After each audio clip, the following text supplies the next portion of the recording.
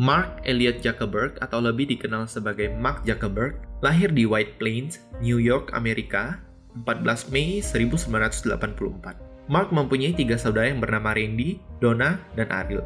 Mark mempunyai seorang istri bernama Priscilla Chen dan menikah pada tanggal 19 Mei 2012, serta mempunyai 2 anak bernama Maxima Zuckerberg dan August Chen Zuckerberg. Mark mulai menggunakan komputer dan menulis perangkat lunak ketika SMP. Ayahnya mengajarinya program komputer pada tahun 1990-an dan kemudian memperkerjakan pengembang perangkat lunak yang bernama David Newman untuk mengajari dia secara pribadi. Sejak duduk di bangku SMP, Mark sudah menciptakan program perangkat lunak yang disebutnya dengan JuckNet untuk membantu ayahnya. JuckNet ini memungkinkan semua komputer antara rumah dan kantor gigi untuk berkomunikasi satu sama lain. Sebuah profil New Yorker mengatakan bahwa beberapa anak bermain game komputer, Mark menciptakannya. Pada awalnya, Mark hanyalah seorang mahasiswa dari Universitas Harvard. Dia lalu membuat suatu sistem jaringan sosial untuk kelasnya. Tetapi setelah dia membuat sistem tersebut, ternyata semakin banyak saja orang yang bergabung di dalamnya. Sistem itu lama-kelamaan telah menjaring universitas terdekat dari tempat kuliahnya. Dan inilah awal dari Facebook yang kita kenal saat ini. Sebelum bernama Facebook, sebenarnya dia telah membuat situs yang bernama FaceMesh. Situs ini merupakan situs kontak jodoh. Untuk keperluan website tersebut, ia membobol data-data mahasiswa di kampusnya. Akibatnya, ia diancam dikeluarkan oleh pihak kampus. Kemudian, pihak kampus bersedia memaafkan mereka dengan catatan situs tersebut harus ditutup.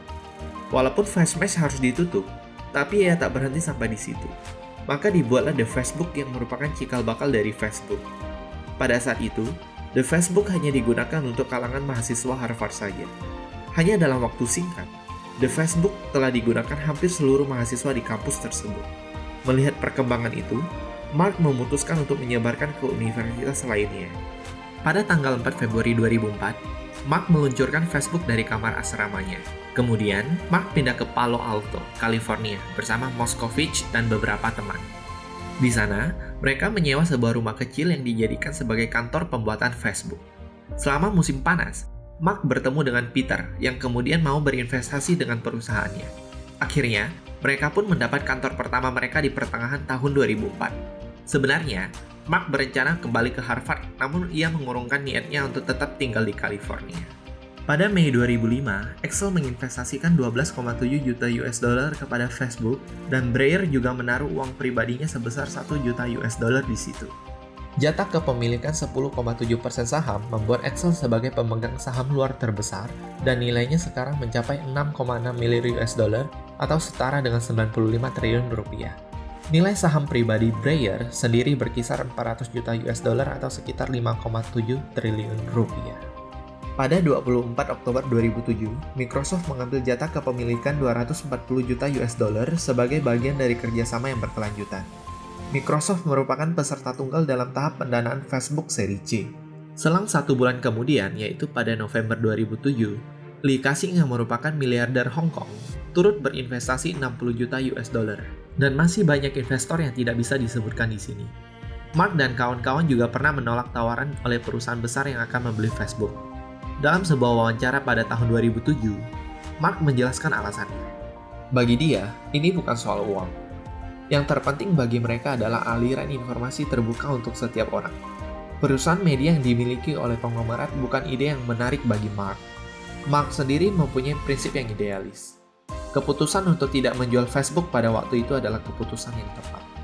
Saat Facebook di tengah kejayaannya, senior Mark yang berada di Harvard yaitu Cameron, Tyler Winklevoss, dan Diva Narendra menuntutnya sebagai tuduhan ingkar janji dan pencurian ide. Mereka mengajukan gugatan pada tahun 2004 tetapi ditolak secara teknis pada tanggal 28 Maret 2007. Pada tanggal 25 Juni 2008, kasus ini diselesaikan dan Facebook setuju untuk mentransfer lebih dari 1,2 juta saham biasa dan membayar 20 juta dolar, atau jika dirupiahkan senilai 289 miliar rupiah. Pada tahun 2010, Mark terpilih sebagai Person of the Year versi majalah Time. Dan setahun kemudian, Mark memiliki kekayaan pribadi sebesar 157 triliun rupiah. Di tengah sejumlah kontroversi itu, nama Facebook dan Mark Zuckerberg tetap disukai banyak orang. Dengan jumlah kekayaan yang dimilikinya, ia tetap sederhana. Dia masih tinggal di apartemen sewaan dan di kamarnya hanya tersedia sebuah meja dan kursi. Kasurnya pun diletakkan di lantai. Ketika datang di kantornya di Palo Alto, dia kerap berjalan kaki atau mengendarai sepeda, tak tampak sebagai seorang triliuner. Kemudian, dia bertemu dengan kekasihnya di sebuah pesta yang diselenggarakan di kampus. Priscilla adalah seorang mahasiswa Chinese Amerika yang berasal dari kota Boston. Dari pertemuan itulah, dia mengajak Priscilla untuk pergi berkencan. Dan Priscilla pun menerimanya. Dari situlah, hubungan mereka semakin dekat. Pada tanggal 19 Mei 2012, Mark menikah dengan Priscilla.